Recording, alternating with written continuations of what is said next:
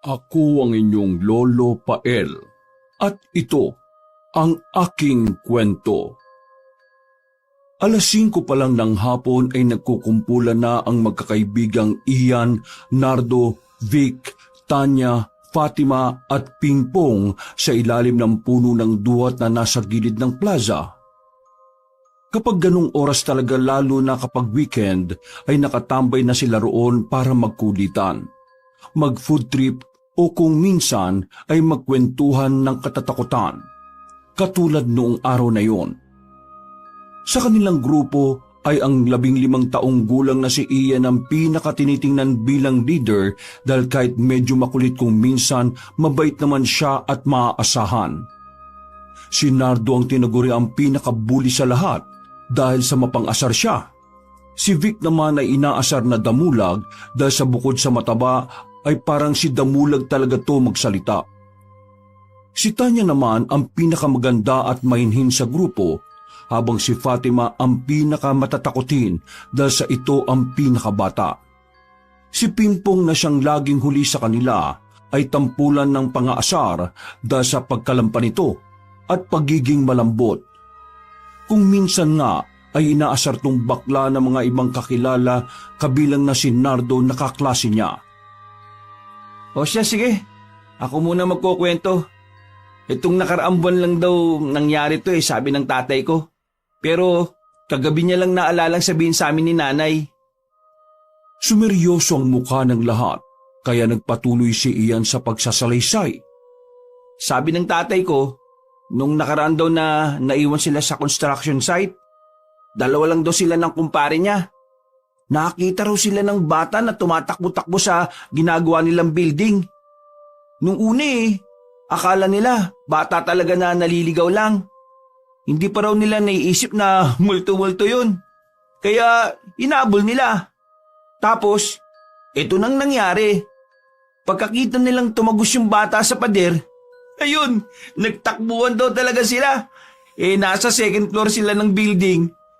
Natalon daw nila yun Buti na nga lang sa buhanginan sila bumagsak. Kaya hindi na sila nagstay doon sa construction site pagkatapos nun. Nakakatakot naman kasi yun Kahit sino naman siguro, hindi na mag-i-stay doon. Tapos, yung katrabaho raw ni tatay, hindi na nga raw pumasok. Parang 1 linggo kasing nagkasakit pagkatapos ng engkwentro nilang yun Napasiksik tuloy si Fatima kay Tanya dahil sa takot. At ang mapansin niyo ni Ian, Nardo at Vic ay napangiti sila. Si Pingpong naman ay seryoso lang na nakikinig. Ako naman ang magkukwento. Kahapon lang to nangyari Kilala niyo ba si Manang Sapil? Pag-uwi kasi galing sa paaralan, nagpasama ang nanay na magatid ng mga gulay doon. Nag-order daw kasi si Manang Sapil ng mga gabi, kangkong, tsaka alugbati. Natatakot kasi ang nanay na magatid na siya lang mag-isa, kaya nagpasama sa akin. Bakit naman natatakot si Aling Piyang? Oo nga, sino ba yung Manang Sapil na yon? Pero parang narinig ko na yung pangalan na yun Hindi ko lang maalala. Si Manang Sapil, yung matandang medyo kuba tapos mahaba ang buhok na namumuti. Abot sa likod ng puwitan. Palagi pa yung nakaitim at nakakatakot tumingin pati pag nagsasalita. As in, boses witch talaga siya. Nakita na namin yun ni Pingpong, pati ng iba naming classmate kasi nanguha kami ng kay Mito sa kanila nung nakaraan Malapit lang yun sa school. Doon siya nakatira sa likod, sa bandang ilog. Mukhang nakakatakot sa pagdidescribe mo pa lang. Parang mangkukulam ang datingan Yung mga napapanood natin sa mga palabas. Oo, ganun nga. Di ba, Pingpong? Pagtango ni Pingpong ay saka muling nagsalita ang malusog na binata. Yun nga lang, hindi ko siya nakita Umihi kasi ako nung pagkausap nila ni nanay. Pero balik tayo sa kwento Pagpunta na nga namin doon, dala yung gabi, kangkong pati alugbati. Eto, seryosong may nasa lubong kaming malaking pusang itim. Kasing laki talaga siya ng tao. Kaya natakot kami pareho ni nanay Di na nga sana kami tutuloy kaya lang nakita na namin yung bahay sa likod nga ng paaralan natin. Doon din mismo pumasok yung malaking pusa. Anong sumunod na nangyari? Yun na nga, naihina kasi ako noon eh. Sinabi na lang ni Nani na baka nga raw si Manning Sapil yung pusa na nag-transform. Nangilabot na naman si Fatima at napakapit kay Tanya habang sina Ian at Nardo ay napapakunot ng noo sa kaibigang nagkukwento. Ang pangit mo naman magkwento. Ito talagang ikukwento ko ang totoong nangyari. Kahapon ng madaling araw lang din to nangyari ah. Kwento ng stepfather ko kagabi pag uwi niya galing sa trabaho. Papasok na raw siya eh. Di ba madaling araw siya napasok? Nung nasa bandang kakahuyan na yung tricycle na sinasakyan nila, meron daw silang nakitang tao sa damuhan. Kaya inilawan nila yun. Grabe, nakakatakot yung nakita nila. Ano naman yung nakita nila, Nards? Oo nga, ano ba yung nakita nila? Ngayon pa lang kinikilabutan na ako eh. Dahil na rin sa reaksyon ng mukha ni Nardo habang nagkukwento, kaya talaga namang natangay ang lahat lalo na si Fatima na todo kung makasiksik kay Tanya at Pingpong. Nakakita sila ng taong umiebak, kaya kumariba sila ng takbo.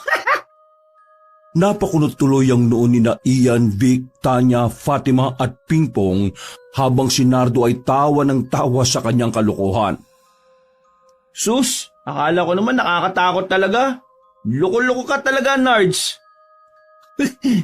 Pasyado kasi kayong seryoso eh, kaya pinatatawa ko lang kayo. Ay nako, bahala ka dyan. Total, madilim na naman kaya simulan na natin ang paboritong laro. Sabay-sabay na napasang-ayon ng lahat, kaya namili na sila kung sino ang magiging taya. 6:30 ng gabi ay sinimulan na nga nilang magkakaibigan ng paglalaro ng tagu-taguan. Ang tagu-taguan ang paborito nilang libangang magkakaibigan kapag ganong oras lalo na kapag walang pasok. Imbis na naglalaro sila ng cellphone, nilaro nila ang makalumang laro na pangkalye na tinuro sa kanila ni Aling Biring na may-ari ng tindahan.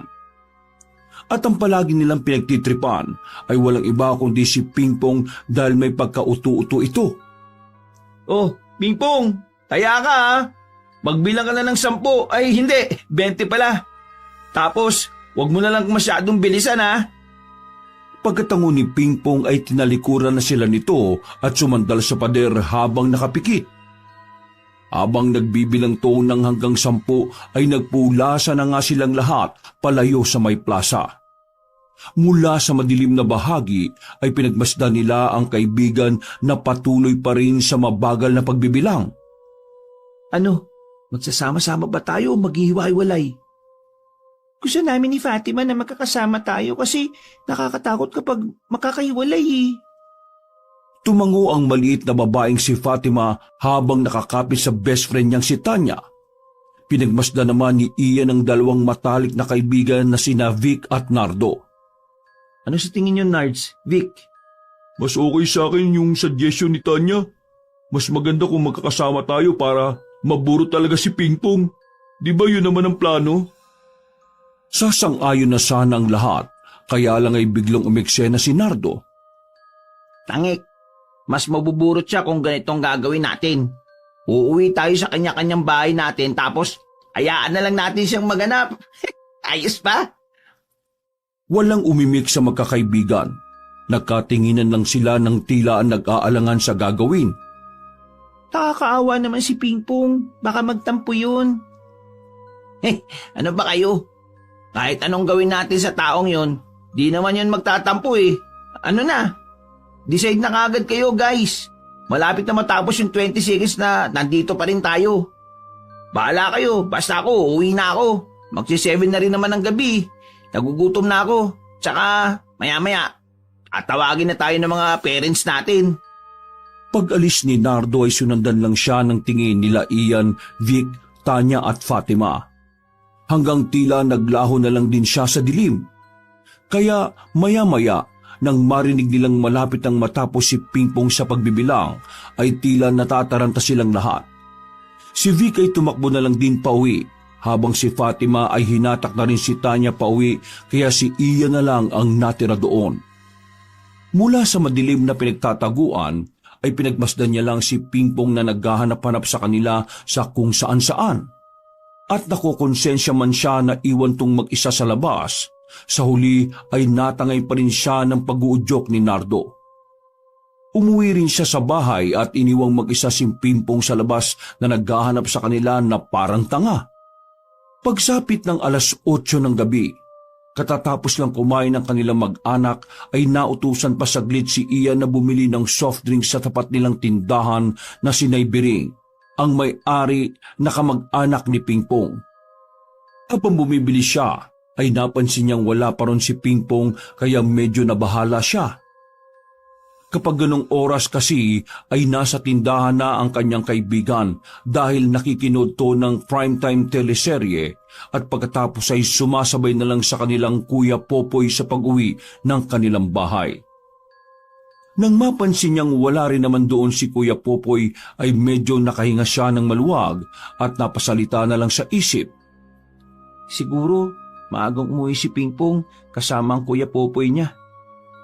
Pag-uwi ng bahay ay kagad niyang iniabot sa magulang ang soft drinks na pinagsaluhan kagad nila.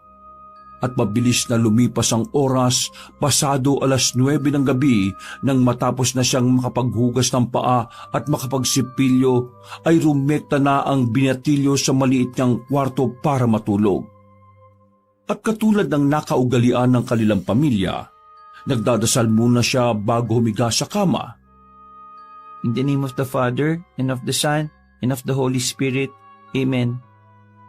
Dear God, as I prepare to sleep tonight, I ask for your loving protection. Watch over me and my loved ones, keeping us safe from harm and danger. Surround us with your angels, Lord, and let your peace fill our hearts. Shield us from any fear or worry that may try to disturb our rest. In the name of the Father, and of the Son, and of the Holy Spirit. Amen. Pagkatapos ng panalangin, eksaktong pagkahiga niya sa maliit na kama ay isang malakas na ululong ng aso ang kanyang narinig mula sa hindi kalayuan. Dahil walang bintana ang kanyang silid, ay saglit siyang napasilip sa pintuan kung saan nakita niya ang nanay ni Remedios sa sala na napapasign of the cross, kasunod ng pagkatok ng 3 beses sa kawayan nilang sofa. Ang tatay naman niyang si Christian ay sinaway at pinagmumura ang aso kahit alam nitong malayo-layo sa kanila. May pagkarelihiyoso at mapamahiin ang mga magulang ng binatilyo at minsan na niyang narinig sa mga to ang tungkol sa pamahiin kapag may asong umaalulong. Ibig sabihin daw ay merong mamamatay o nag-iimbita ng kamatayan ang alulong ng aso. Kaya bago bumalik si Ian sa higaan, ay natulog at napasign of the cross din siya ulit at napakatok ng 3 beses sa dingding.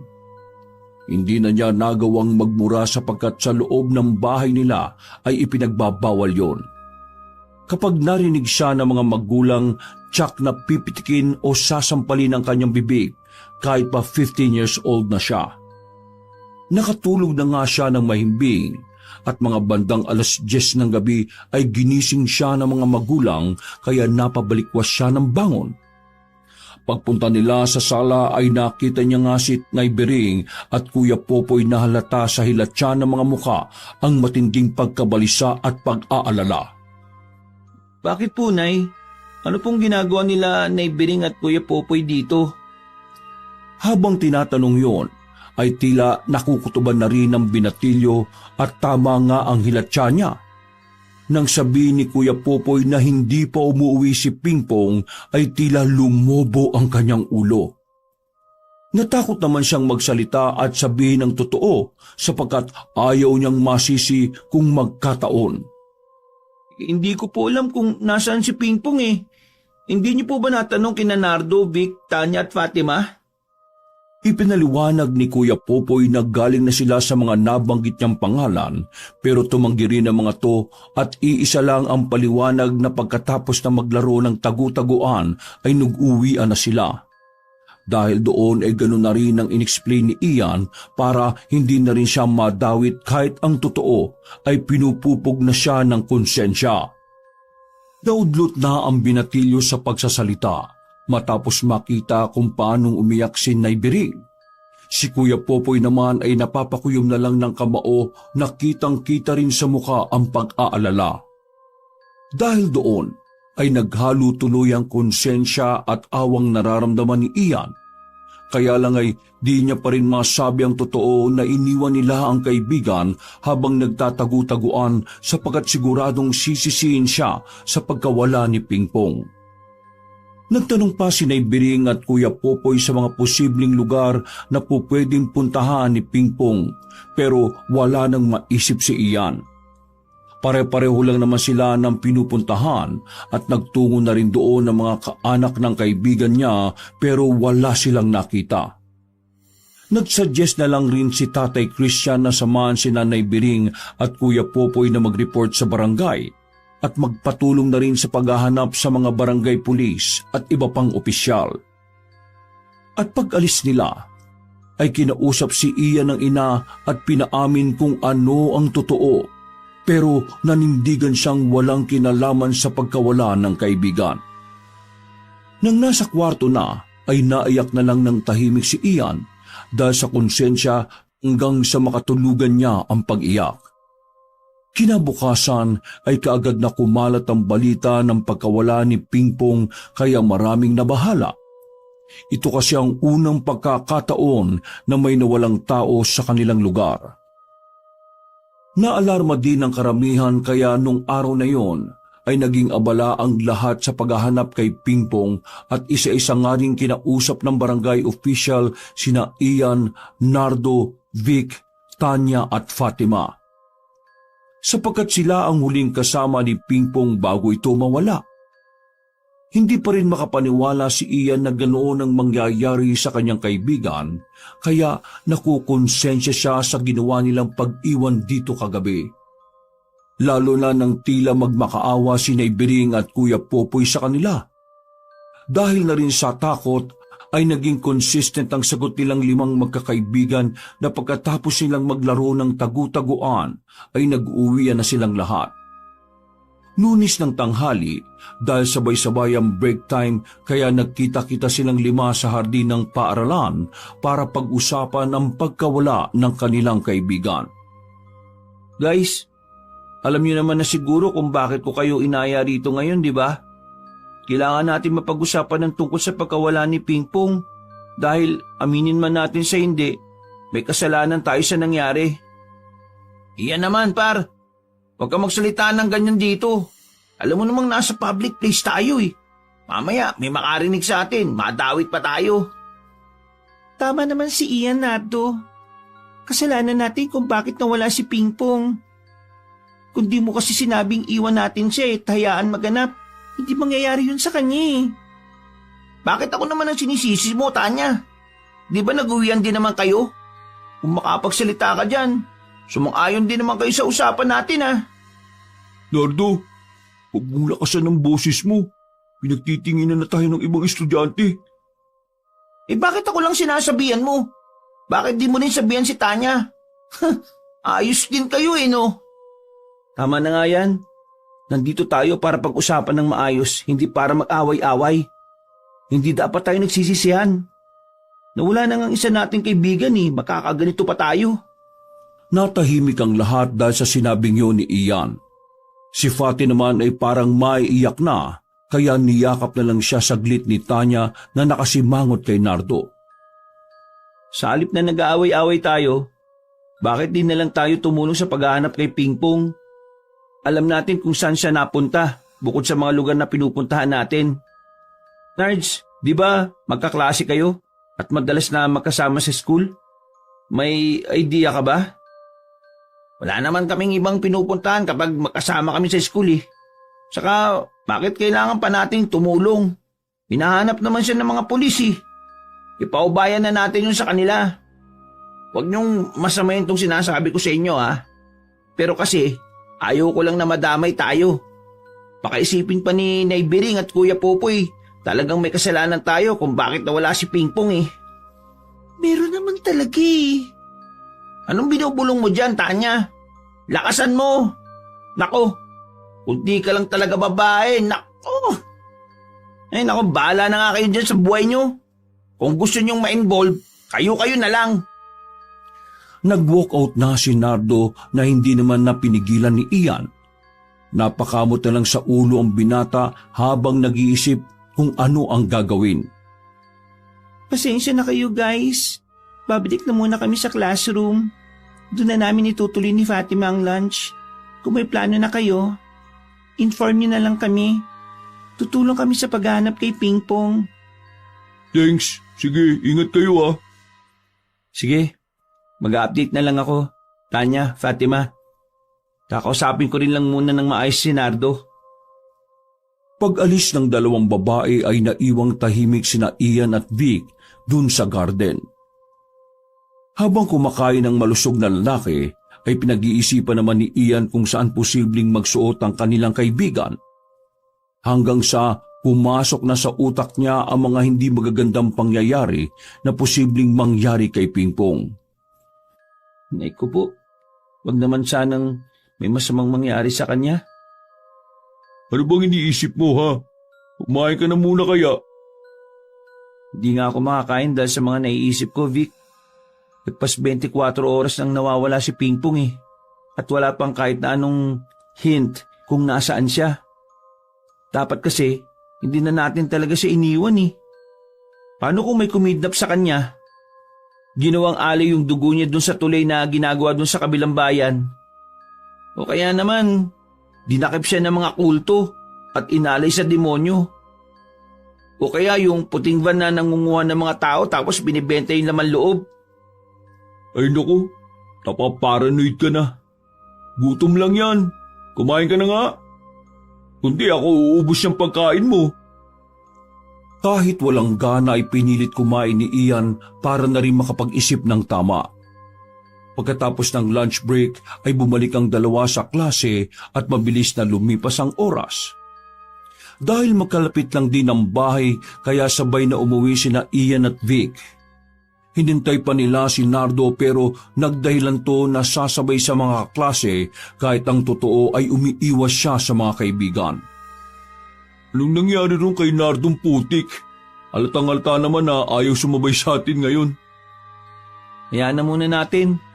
Ramdam ko naman na nagigilty siya sa nangyari kay Pingpong eh. Ayaw niya lang ipahalata. Ikaw naman, Vic, parang hindi mo best friend yung tao. Eh sa hindi ko ma-predict yung style niyang kaibigan natin na yun eh. Hindi ako sanay na ganun siya. Ang kilala kong Nardo, bully lord. Natigilan na sa pagsasalita ang binata sapagkat bago pa sila makatawid sa kabilang kalsada, ay sumalubong na sa kanila si Manang Sapil na pareho nilang unang beses nakita. Sa hindi malamang kadahilanan, nanayo ang mga balahibo ni Ian sa magkabilang braso at batok pagkakita sa matandang medyo kuba na may mahabang puting buhok na abot hanggang sa puwitan. Mas lalo siyang nakaramdam ng hindi maganda nang panlisikan siya nito ng mga mata habang seryosong-seryoso ang muka na nangungulubot na. Hindi kaagad nakapagsalita ang magkaibigan dahil para rin silang naistatwa sa madilim at mabigat na aura ng matandang babae. Pakiwari tuloy ni na Ian at Vic ay biglang tumigil ang mundo sa kanilang tatlo at binalot sila ng nakabibinging katahimikan.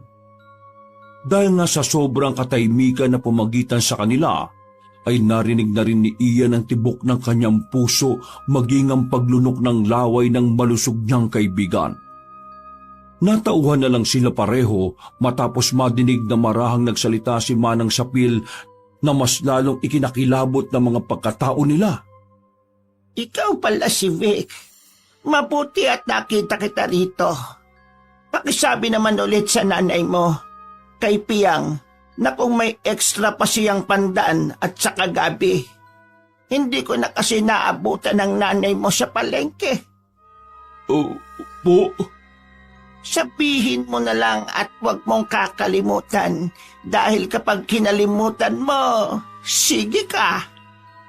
Sinadyang tumigil na matandang babae sa pagsasalita dahil nginitian niya ng makahulugan ng magkaibigan. Opo. Hindi ko po kakalimutan. Maigi kung ganon. Sige, mag-iingat kayo sa pag-uwi dahil uso ang mga nawawalang bata ngayon. Kapag ganitong nasa kalagitnaan na ng kabuwanan ng sultisyo, mas laganap na talaga ang mga hindi magandang pangyayari. Tila napapigil hininga ang dalawa hanggang sa mawala na sa paningin nila ang matandang babae. Pagtingin ni Ian sa matabang kaibigan ay kaagad niyang tinapik si Vic dahil para na tong maiiyak at maiihi sa takot. Uy, ang kwento mo ng isang gabi, hindi mo pa nakikita si Manang Sapil. Bakit kilala ka niya? Hindi ako nagbibiro. Hindi pa talaga kami nakikita. Ngayon lang. Napaismid na lang si Ian sa pag-aakalang nagsisinungaling ang kanyang kaibigan.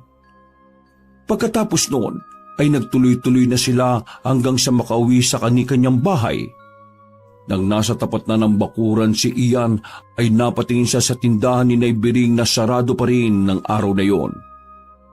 Simula kasi nang mawala si Pingpong ay naging abala na sila ni Kuya Popoy sa paghahanap kaya walang naiiwan sa tindahan. Si Naibiring ang tiyahin ng nanay ni Pingpong at ito na lang ang natitira nilang malapit na kamag-anak.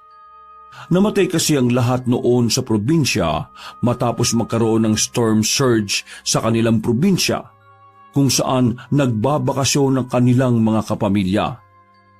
Kaya ngayon ay si Nanay Bering at Kuya Popoy at Pingpong na lang ang nagtutulungan na sa kasamaang palad ay nawala pa ang isa. Nakaramdam na naman si Ian ng lungkot at pagkakonsensya matapos maalala si Pingpong. Sana, ayos ka lang, Pong. Kung nasaan ka man ngayon, magpakita ka na at umuwi ka na para hindi na mag-alala si Naibiring at Kuya Popoy mo. Pasado 8:30 ng gabi, pagkatapos maghilamos ng muka at paa, ay kaagad dumiretsyong binata sa kanyang silid para manalangin ng taimtim. In the name of the Father, and of the Son, and of the Holy Spirit. Amen. Dear God, as I prepare to sleep tonight, I ask for your loving protection. Watch over me and my loved ones, keeping us safe from harm and danger. Surround us with your angels, Lord, and let your peace fill our hearts. Shield us from any fear or worry that may try to disturb our rest.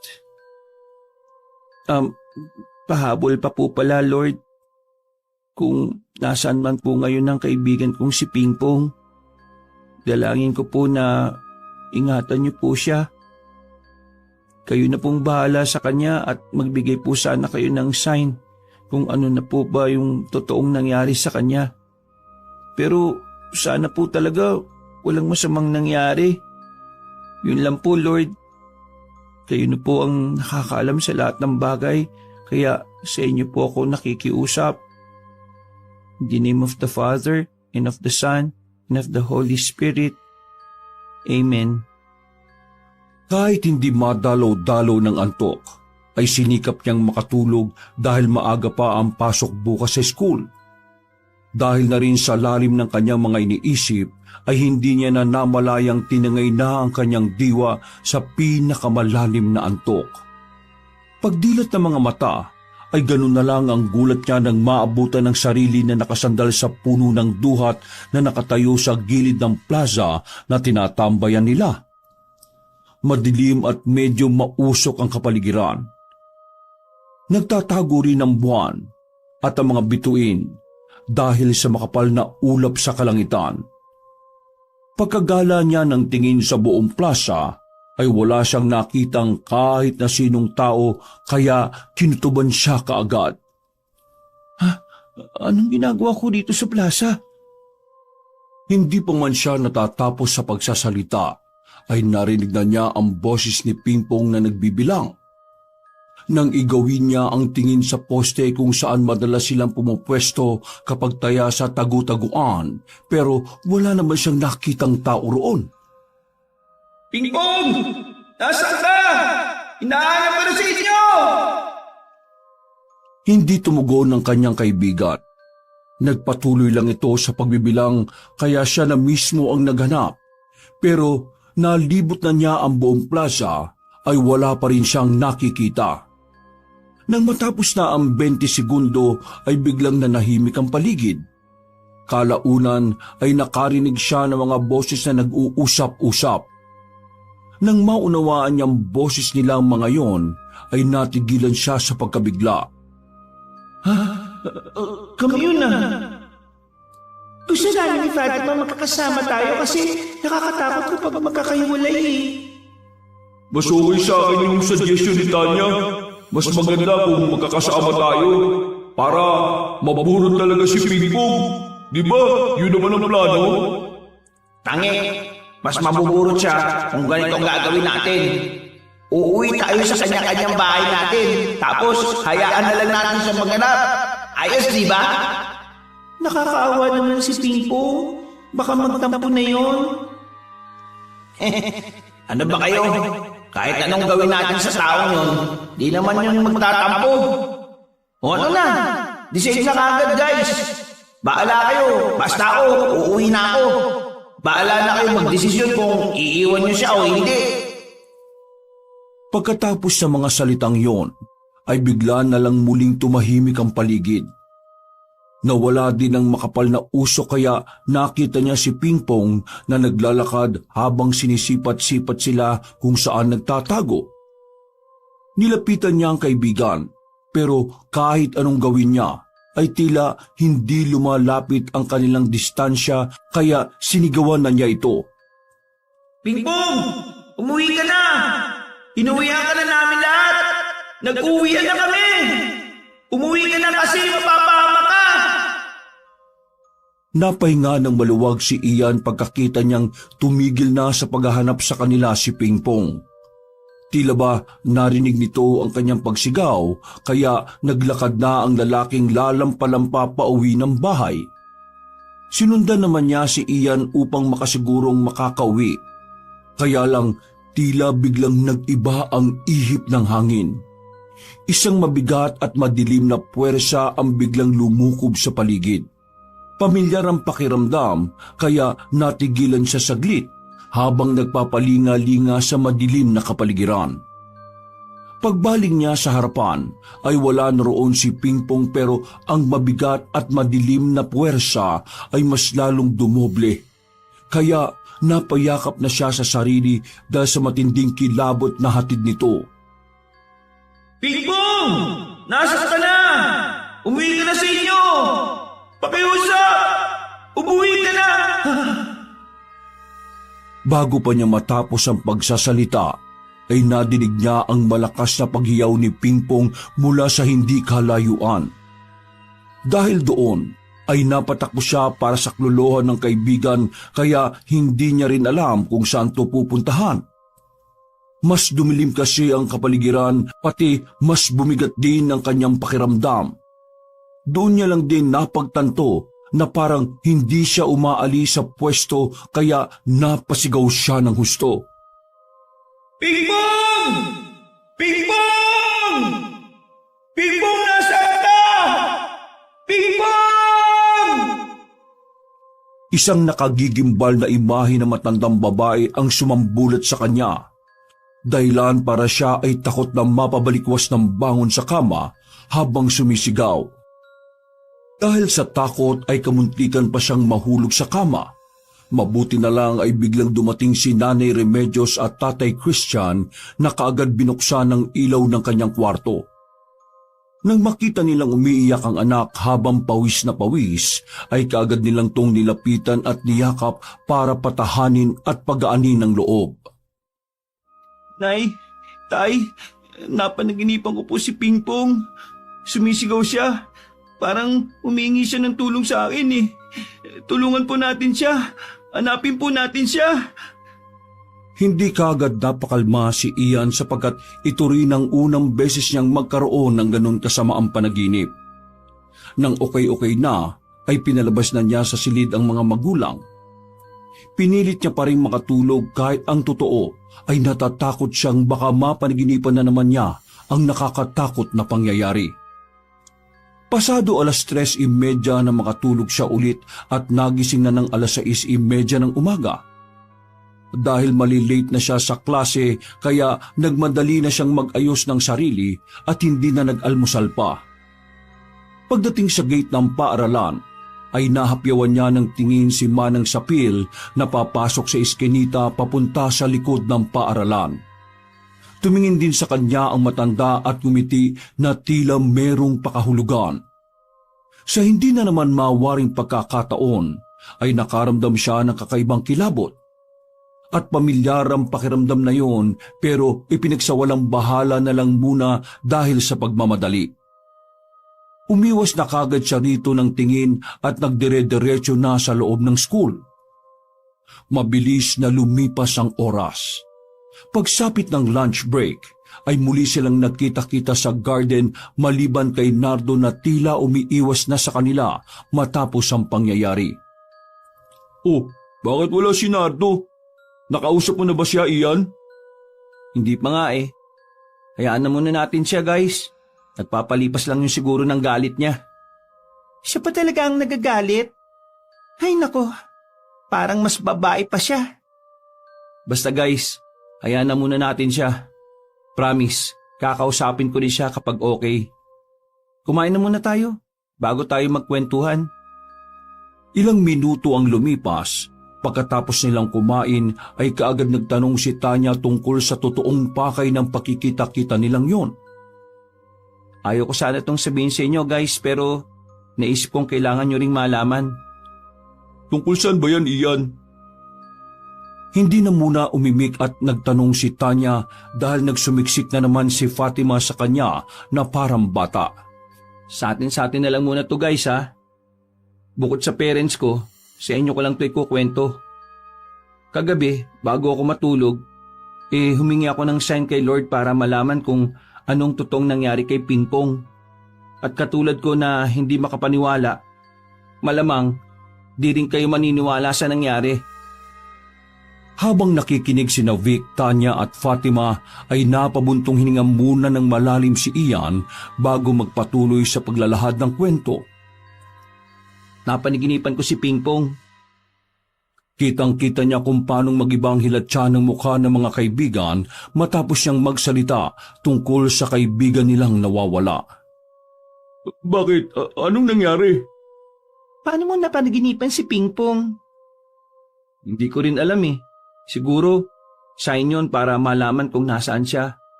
Pero ano?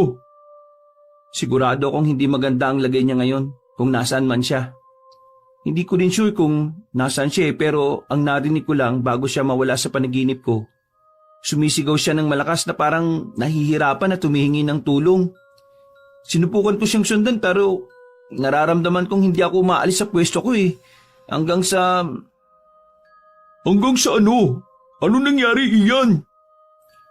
may nakita ako nakakatakot na mukha. Hindi ko nakilala kasi bigla na lang akong nagising sa takot eh.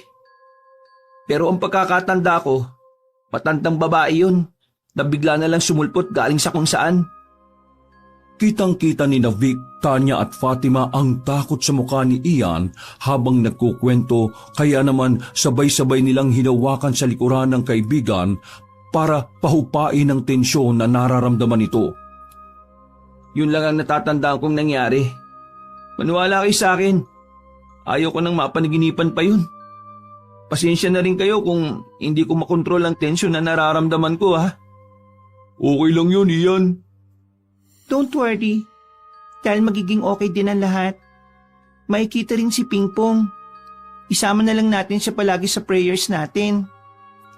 Pagkatapos ng pag-uusap na yon, ay bumalik na sila sa kani-kaniyang klase at sa paglipas ng uwian, inakag nga ulit ni Ian at Vic si Nardo na sabayan sila sa pag-uwi.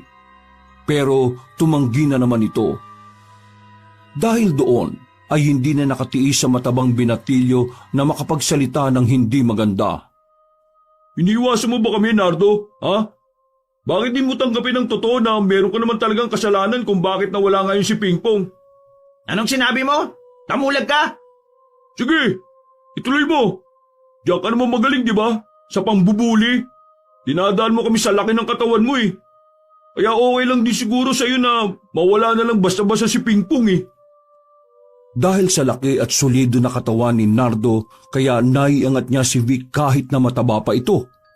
Umawat naman si Ian sapagkat nakita niyang sasapakin na ang kaibigan. Uy, tama na yan guys. Ano ba naman kayo? Sa sobrang galit, ay nakagat na lang ni Nardo ang labi dahilan para dumuguyo ng bahagya. Pagkatapos ay padabog niyang tinanggal ang pagkakakwelyo sa malusog na kaibigan habang napapakuyom ng mga kamao. Ngayon pa talaga kayo nag-aaway-away? Nawawala na ang kaibigan natin. Ilang araw na. Sa tingin nyo, makakatulong yung mga ginagawa nyo? Sa halip na magtulong-tulong tayo para makagawa ng paraan para mabilis na mahanap siya. Kaso, tayo mismo nagkakawatak-watak eh. Ano ba nangyayari sa inyo? Hindi nyo ba naisip na baka mamaya nahihirapan na si Pingpong? Na baka mamaya may nangyari ng masama sa kanya? Na baka... Hindi na niya naituloy ang pagbikas sapagat tila gumaralgal na ang kanyang boses, sinyalis na maluluha na. Dahil doon ay biglang huminaw ng dalawa niyang kaibigan na malapit na sanang magsalpukan. Saglit siyang nagpunas ng muka para pigilan ang napipintong pag-iyak at pagkatapos ay muli siyang huminga ng malalim bago magsalita ulit. Kung mahirap na itong nangyayari para sa atin, paano pa kaya kina Nanay Biring at Kuya Popoy, di ba? Sana naman guys, makipag-cooperate tayo lahat na hanapin si Pingpong. Pasensya na tol, Ian. Pero wag nyo na muna akong isama sa trip nyo. Hindi na nagawang makapagpaliwanag pa ni Ian dahil nagdire-diretso na ulit ng lakad ang maskulado niyang kaibigan palayo sa kanila. Napaturo na lang tuloy si Vic dito habang halatang halata sa itsura ng muka ang matinding pagkabanas. Yaman mo na yung si Nardo. Hindi natin siya kailangan, no? Maraming tutulong para mahanap ang kaibigan natin. Ikaw naman kasi, bakit mo naman pinagsalita ng ganun yung tao? Malaki lang ang katawan nun, pero may puso't damdamin pa rin si Nardo. Nasasaktan din yun. Sabi ko nga sa inyo, di ba? Hindi lang siya nagsasalita pero nagigilty rin yun. Kaya sa susunod na magkita tayo, mag-sorry ka kung ayaw mong ako naman na magalit sa'yo. Oo na. Tara na nga. Pagdating ng dalawa sa bukana ng iskinita, papasok sa kinaroroonan ng kanilang mga bahay ay eksakto naman na nasa lubong na naman nila si Manang Sapil na may dalang supot. Dahil doon, ay biglang naalala ni Vic ang tungkol sa kahapon kaya napatingin siya sa kaibigan na punong-puno na naman ng takot. Nang katapat na nila ang matandang babae ay bigla na namang nakaramdam ng kakaibang kilabot si Ian. Kasunod noon ay parabang may kung anong alaala ang sumagi sa kanyang isipan. Pamilyar kasi ang ganoong pakiramdam kaya napatanong siya sa isip. Ganito yung pakiramdam ko sa panaginip ko kagabi ha. Vic, rumekta na ako sa bahay niyo kasi sabi ng nanay mo doon na lang daw ako dumiretso. Hindi mo naman pala sinabi ang bilin ko sa iyo kahapon. Ikaw talagang bata ka. Pasensya na po. Nakalimutan ko talaga. Nawala po talaga sa isip ko. Ayos lang. Buti pa tong si Ian, hindi nakalimot kahit na sa pakiramdam. Dahil sa narinig ay mas lalong kinabahan ng magkaibigan at nagtaka rin ng husto si Ian sapagkat tila ba nahiwatigan ng matandang babae ang nararamdaman niya.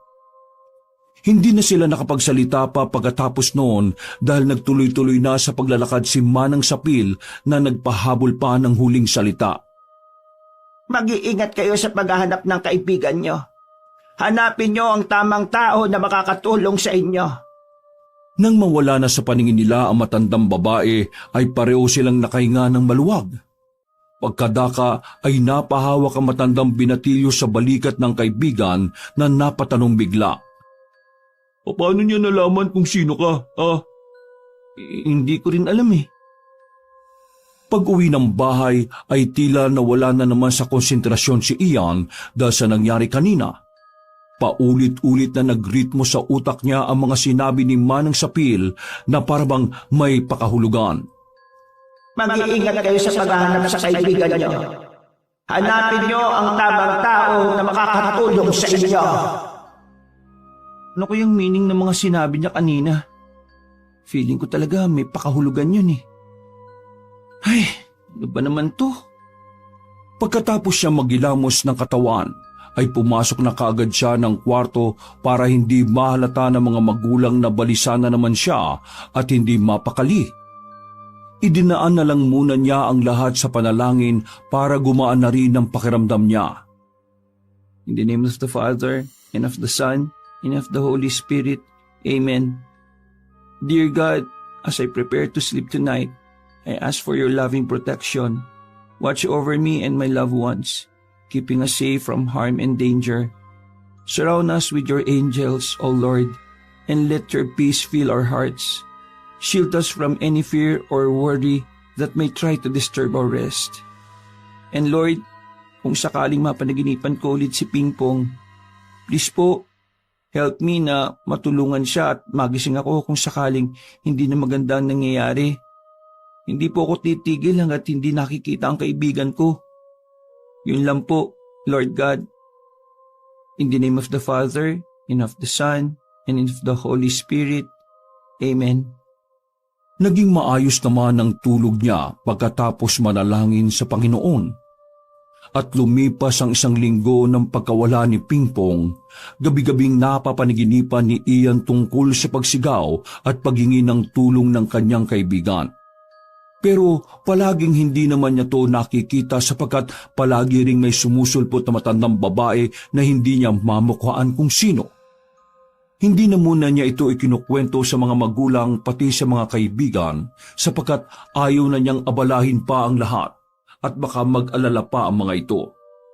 Sa tuwing makikita sila sa garden ng school kapag lunch break, ay hindi na sumasama si Nardo.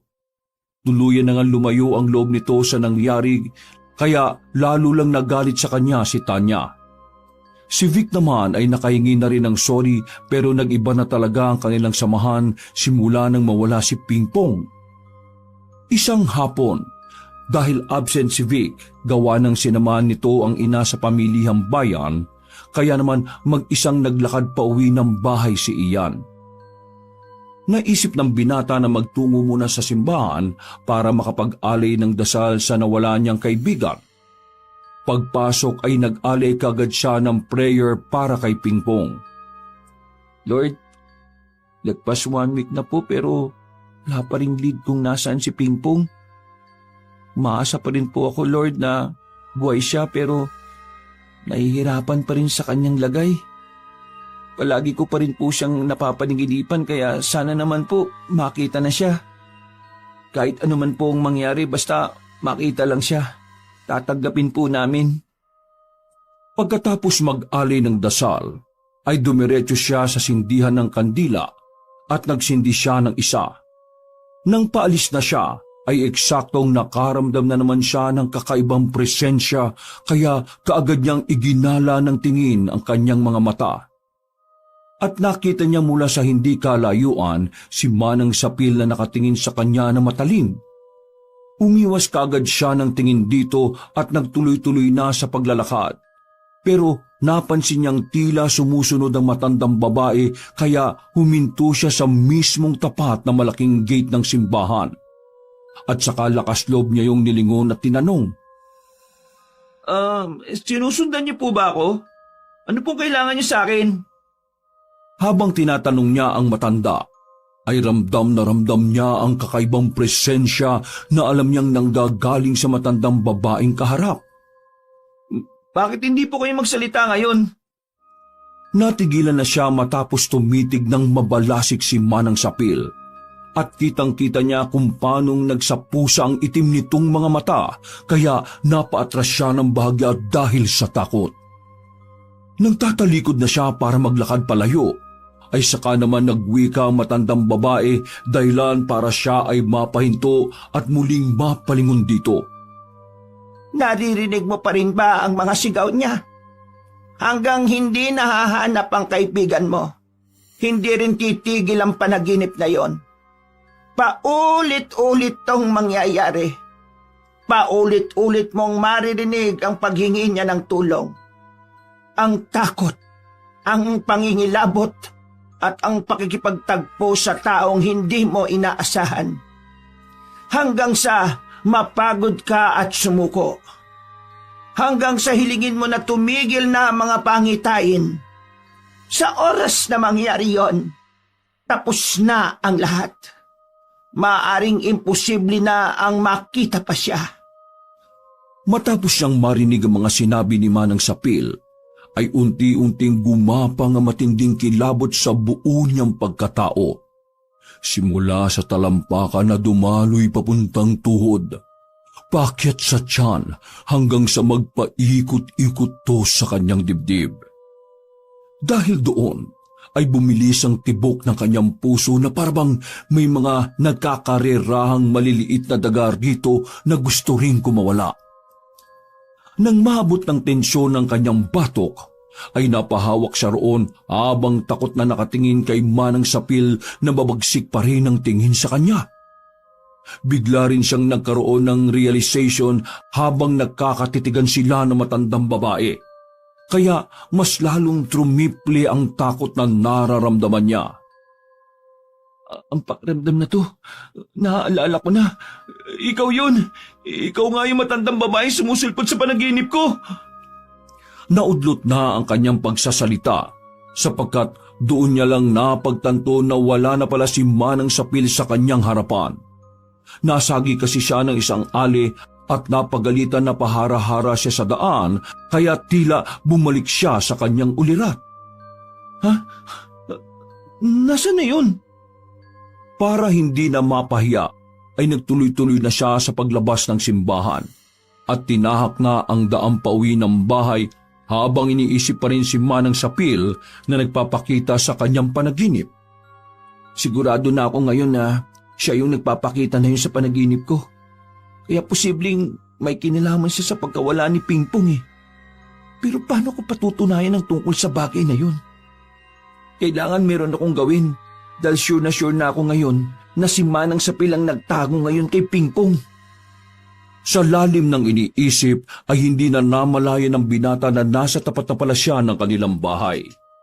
Nang humarap siya sa katapat na tindahan, ay nakita niyang bukas na ulit to at nandun sa harap si Nay Biring na pinagbibilhan ng isang customer. Napabuntong hininga siya pagkakita sa matandang ginang na malungkot pa rin ang pagmumukha. Noon kasi ay masayahin at malakas ang boses nito sa tuwing merong bumibili. Palagi rin tong nakikipag-usap sa mga customer kahit na hindi kakilala. Wag po kayong mag-alala, Nay Biring, Kuya Popoy. Malapit nang makita si Pingpong. Sinisiguro ko po yun sa inyo. Pagkatapos magapunan at maghugas ng mga pinagkainan, ay naghilabos na kaagad ng katawan si Ian. Nang makapagbihis na ng pantulog ay kaagad siyang nagtungo sa kwarto para matulog dahil weekend na kinabukasan. Kaagad siyang dumulog ng panalangin sa pag-asang makakakuha na naman ng hint sa kanyang panaginip. Subalit bigo siya. Kinabukasan ay walang kahit na anong panaginip na nangyari kaya pagkagising niya ay medyo nagtaka rin siya. Bakit tumigil na yung mga panaginip ko tungkol kay Pingpong? Anong nangyari? Baka kagagawan to ng matandang yun ha. Dali-dali siyang bumangon at hindi na halos nag-almusal dahil gusto niyang puntahan ng mga kaibigan para ikwento rito ang mahalagang bagay na yon. Kaya lang pagpunta niya sa bahay ni Vic ay naabutan niya si Aling Piang na inaalalayan ang kaibigang nakasaklay. Oh, Aling Piang, ako na pong tutulong sa kanya papasok sa loob. Nang nasa sala na sila, ay pansamantalang umalis ang ginang dahil may inaasikaso pa ito sa kusina. Kaagad namang kinumpronta ni Ian ang kaibigan. Oh, anong nangyari sa iyo, Vic? Habang binubuhat ko kasi yung mga paninda namin, hindi ko nakita yung batong maliit. Ayun, natalisod ako. Napilayan ng paa ko.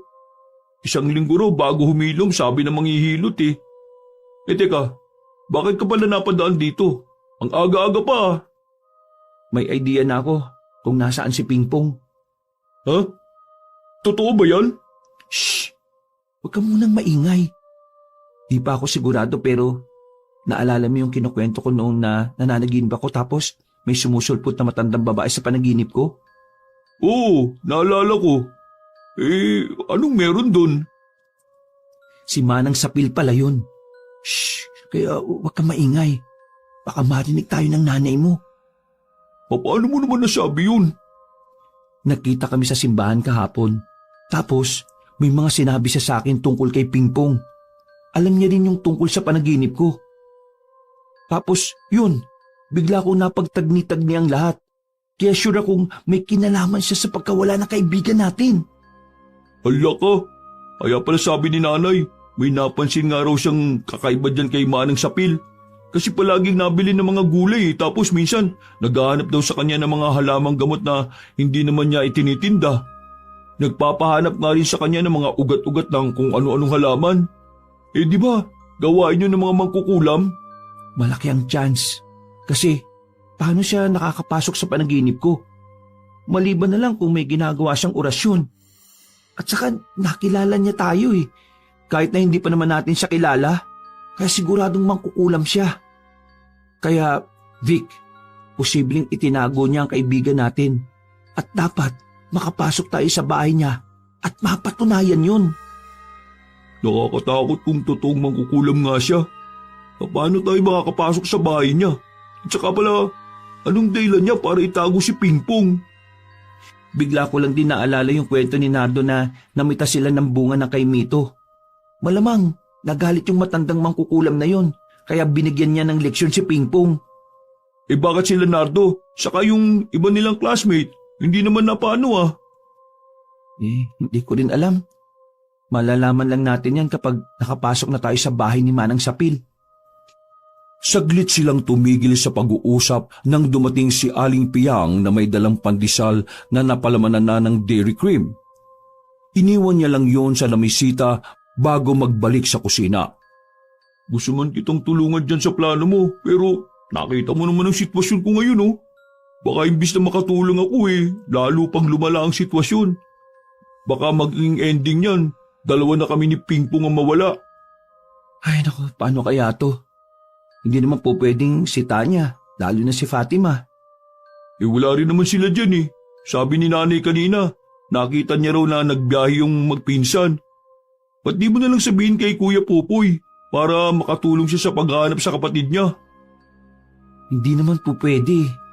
Baka pagtawanan lang ako nun. Hindi kaya magalit pa sa akin. Si Nardo? Oo, tama. Si Nardo na lang talaga ang huling option. O sige na, maiwan na muna kita dito Salamat sa pandesal. Pakasabi na lang sa nanay mo Pagkalabas ng bahay ni Vic, ay kaagad niyang pinuntahan ang bahay ni Nardo pero ayon sa tatay nitong si Mang Jackson ay maaga raw lumabas ng bahay ang matalik niyang kaibigan. Pag-uwi ng bahay ay kumain muna siya ng marami at nagpahinga hanggang sa siya ay makaidlip. Nagising na lang siya eksakto 6:00 ng gabi dahil sa tapik ni Nanay Remedios na nagsasabing nasa tapat ng bahay nila si Nardo. Dali-dali siyang bumangon at nagtungo sa labas ng bahay kung saan ay nakita niya ang mukha ng kaibigang nanlulumo. Ayos ka lang ba, Nards? Hindi na niya halos natapos ang huling sinasabi sapagkat nakita niyang tumulo ang luha sa mga mata ng maskuladong binatilyo. Niyakap niya kaagad to ng mahigpit hanggang sa nagdire-diretso na yun ng iyak. Ayos lang yan, Nards. Sige lang, iiyak mo lang ang lahat. Nang kumalma na ang kaibigan, ay nagtungo sila sa puno ng duwat sa gilid ng plaza na madalas nilang tambayan noon na magkakaibigan. Doon ay nag-usap sila ng masinsinan tungkol sa pagkawala ni Pingpong. Simula na mawala si Pingpong, gabi-gabi na akong hindi makatulog na maayos dahil sinisisi ko talaga yung sarili ko. Tama naman si Tanya at Vic eh. Kung di ako nagpasimuno na iwan siya at mag-uwian, sana hanggang ngayon, kasama pa natin siya. Ako ang dahilan kung bakit nawawala siya hanggang ngayon eh. Okay lang na maramdaman mo yan. Pero hindi mo naman kasalanan ng lahat eh. Wala tayong dapat sisihin. Magkakaibigan tayong lahat. Hindi natin ginusto ang mga nangyari. Kung pwede lang ibalik ang panahon. Hindi na natin maibabalik ang nangyari na. Pero may ideya na ako kung saan natin pwedeng makita si Pingpong. Pakinggan mong mabuti ang ikukwento ko ha. At kailangan ko ng tulong mo para mailigtas natin ang kaibigan natin. Nanlaki ang mga mata ni Nardo habang nakatingin sa kaibigan na nagpatuloy ng pagkukwento. Nang marinig ni Nardo ang buong kwento, ay hindi siya nagdalawang isip na tulungan si Ian na pasukin ang bahay ni Manang Sapil. Dati pa naman kasi pasikretong lumalaganap ang patungkol sa pagiging mangkukulam na matandang babae. Lumakas din ang hinala ng matipunong binata dahil naalala niya kung paanong nagalit si Manang Sapil sa kanila ni Pingpong noong nanguha sila ng bunga ng kay Mito sa bakuran nito nang walang paalam. Ito ang tinitingnan nila ngayong rason para itago na matandang mangkukulam ang kanilang kaibigan. Humanda siya sa akin kapag hindi niya inilabas si Pingpong. Kahit mangkukulam pa siya at matandang babae, ipapatikim ko sa kanya ang kamuo ko. Nag-usap na tayo tungkol dyan, Nards, di ba? Hindi natin kailangan magpakita sa matandang mangkukulam na yon. Ang kailangan natin ay patunay na nandun sa bahay niya si Pingpong. Kung sakaling mapatunayan natin, hihingi na tayo ng tulong sa mga kinauukulan.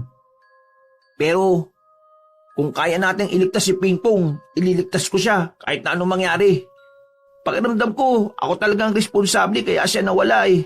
Kaya ako rin ang magbabalik sa kanya kay Nay Biring at Kuya Popoy. Oo sige, ikaw. Bahala ka. Pero kailangan natin bilisan dahil baka mag-alala na naman ang mga mahal natin sa buhay kapag nagtagal tayo sa labas. Baka isipin nila, nawawala na rin tayo. Hindi na umimik si Nardo. Hinimasimas na lang nito ang magkabilang kamao habang tinatahak nila ang daan papunta sa bahay ni Manang Sapil. Makalipas ang ilang minuto, nang nasa likod na sila ng bakuran ay nagmatsyag muna ang magkaibigan. Nakabukas ang ilang bintana pati na rin ang main entrance pero wala silang naririnig na kahit na anong ingay. Sa palagay mo, nandiyan kaya siya sa loob? Bago pa matapos ni Ian ang pagsasalita, ay nakita nilang may lumabas na malaking itim na pusa sa bintana at tumalon ito palayo. Nagulat sila dahil tila kasing laki ang pusa ng isang tao. Dahil doon ay nakatinginan sila na sabay ding naalala ang ikinuwento noon ni Vic tungkol sa nasabing hayop. Siya yung pusang itim na yun. Naalala mo yung kwento ni Vic? Nung gabing bago mawala si Pingpong? Pagkatango ni Ian ay wala na silang inaksayang oras pa. Maingat at marahan silang naglakad papasok sa loob ng bahay ni Manang Sapil. Pagdating sa sala ay wala silang nakitang kahit na sinong tao subalit tila nagulat sila matapos tumambad sa kanilang paningin ang iba't ibang uri ng garapon na nasa shelves. Ang laman ng mga garapon ay iba't ibang uri ng mga halamang gamot at ugat na nakababad sa tubig. Kaya pala, nagpapahanap si Manang Sapil ng kung ano-anong halamang gamot at ugat kay Aling Piyang. Siguradong ginagamit niya yun sa pangkukulam. Tara, magmadali na tayo. Nakakabatong mga nakikita natin, Nards. Oo nga, maghiwalay na muna tayo. Ikaw ang pumunta sa kwarto, ako sa bandang kusina para mas mabilis. Matapos magkasundo ng dalawa, ay kaagad din silang kumilos. Nang magtungo na si Nardo sa kusina, ay kaagad dinanap ni Ian ang kwarto ng matandang babae. Nakita niya to sa pinakadulo ng bahay. Swerteng hindi nakalakang pinto, kaya kaagad niya itong binuksan. Ganun na lang ang pagkagimbal niya matapos makita ang iba't ibang size ng isang taong ribultong nakahubad pero ang ulo nito ay trianggulo at may simbolo ng isang mata sa gitna. Napalunok ng laway si Ian dahil sa kaba. Bukod kasi roon ay mabigat ang presensya sa nasabing silid. Pero kahit natatakot ay nilakasan niya pa rin ang loob. Gamit ang maliit na flashlight ay nilibot niya pa ang kwarto hanggang sa makita naman niya sa kabilang dulo ang iba't ibang laki na mga manikang ginagamit ng mga mangkukulam sa pagbibigay ng sumpa. Diyos ko po, makalis sana kami rito ng ligtas at mahanap na namin si Pingpong. Nang malapit na siya sa nakasarang bintana, ay itinapat niya ang maliit na flashlight doon kaya nakita niya rin ang iba't ibang uri ng talisman. May nakita pa siyang kwintas na gawa sa buto ng tao at hayop pati dream catcher. Nang ibaba niya sa sahig ang flashlight ay doon na siya nagimbal ng husto sa kanyang nakita. Ang kaparis na tsinelas ni Pingpong ay naroon at may bakas pato ng dugo. Nanginginig niyang kinuha ang tsinelas at pinagmasdang mabuti. Nang makumpirma sa kaibigan nga ito, ay napapikit siya matapos makaisip ng hindi maganda. Bigla rin niyang naalala ang pagsigaw ni Pingpong at paghingi ng tulong kaya unti-unti na namang namuo ang luha sa kanyang mga mata. Pingpong, mahanap ka rin namin. Kaunting tiis na lang. Pagkakuha sa tsinelas ay dali-dali siyang lumabas ng kwarto at pinuntahan si Nardo sa kusina. Nang makita niya ang kaibigan ay kaagad niya itong nilapitan sapagkat tila nakatulala ito sa kabilang pinto na parang merong pinagmamasdang kung sino. Nards, nakita kong isang pares ng tsinelas ni Pingpong. Kaya siguradong alam nga ni Manang Sapil kung nasaan ang kaibigan natin. Natigilan na siya sa pagsasalita matapos makita ang matandang babae na naglalakad palapit sa kanila mula sa pintuan kung saan nakatingin si Nardo. Nakita ko yung malaking pusang itim. Nag-anyong tao. Naging si Manang Sapil. Dala na matinding kaba ay nabitiwan ni Ian ang hawak na paris ng tsinelas. Si Nardo naman ay hindi nakakilos dala rin ng sobrang pagkabigla at takot.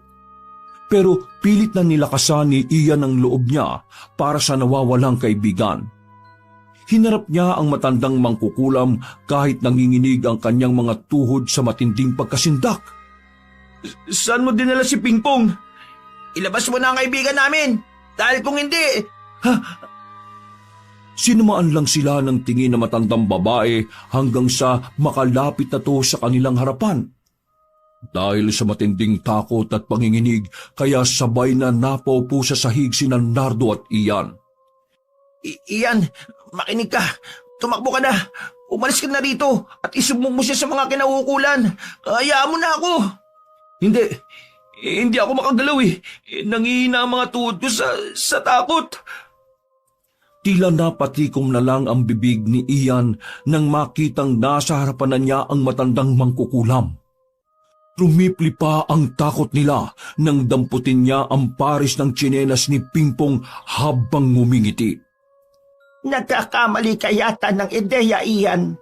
Hindi ako nagpapakita sa panaginip mo para saktan ka o dahil sa ako ang dahilan kung bakit nawawala si Pingpong. Anong sinasabi mo? Kung hindi ikaw ang dahilan, bakit nasa iyo ang isang pares ng tsinelas ni Pingpong? Nakita ko to kung saan nangyari ang krimen. Tumayo kayo dyan at sumunod sa akin. Ipapaliwanag ko sa inyo ang lahat. Kagad naglakad ang matandang babae papunta sa sala, kaya nagkatinginan na lang ang magkaibigan habang nanatiling nakaupo sa sahig. Natataranta lang silang napabangon nang muling marinig na magsalita si Manang Sapil na nasa sala na. Bilisan niyo! Dahil alanganing oras na. Malamang nag-aalala na rin ang mga magulang niyo sa inyo. Wala na nga silang inaksayang oras. Nang nasa sala na ay pinaupo sila sa kawayang sofa ni Manang Sapil bago magpatuloy sa pagkukwento. Oo, isa akong mangkukulam pero hindi ko ito basta-basta ginagamit ng walang mabigat na dahilan. Malaki ang kapalit ng pag-aaral ng itim na kapangyarihan. Kapag buhay ang kinuha, buhay din ang kapalit. Yan ang natural na takbo na nagpapabalanse sa mga bagay-bagay. Ano pong kinalaman niyo sa pagkawala ni Pingpong? Sagutin niyo po ako kung bakit nasa inyo ang tsinelas niya. Saka, ano pong krimen ang sinasabi ninyo? Para malinawan kayong dalawa, ipapakita ko sa inyo. Inilagay ng matandang babae ang tsinelas ni Pingpong sa lamisita at pagkatapos ay meron siyang kinuha sa kanyang bulsa. Isang maliit na garapo na merong laman na pinong bagay na kaamoy ng isang halaman. Binudburan niya ang palibot ng tsinelas at pagkatapos noon ay nagsindi siya ng isang itim na kandila bago magsimulang magwika ng mga salitang siya lang ang nakakaunawa. Nangilabot naman ang magkaibigan pagkarinig sa mga kakaibang salita na hindi maintindihan. Pagkatapos noon ay biglang lumakas ang ihip ng hangin. Mas bumigat din ang puwersa na kanilang nararamdaman at mas lumamig ang paligid. Nagtayuan ng mga balahibo ng dalawang binata pero nanatili silang nakaantabay sa mga mangyayari. Nang matapos na ni Manang Sapil ang kanyang orasyon ay saka siya dumilat at nagsalita. Noong gabing yon, nakakita ko ng pangitain. Isang binatilyong sumisigaw at tumihingi ng tulong.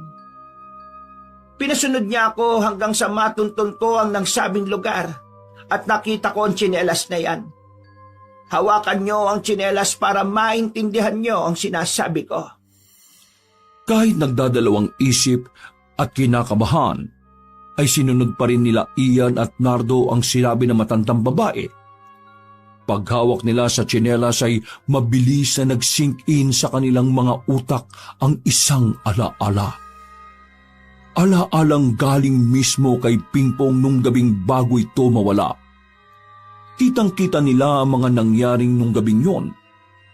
Pasado 7:00 nang ma-realize ni Pingpong na inuwian na siya ng mga kaibigan. Dahil doon ay nagdesisyon na rin siyang pumunta sa tindahan ng lola niyang si Naybiring para manood, kaya lang ay naisipan niya munang umuwi ng bahay para magbanyo. Nang nandoon na siya, ay naabutan niya ang Kuya Popoy na sumisinghot ng ipinagbabawal na droga.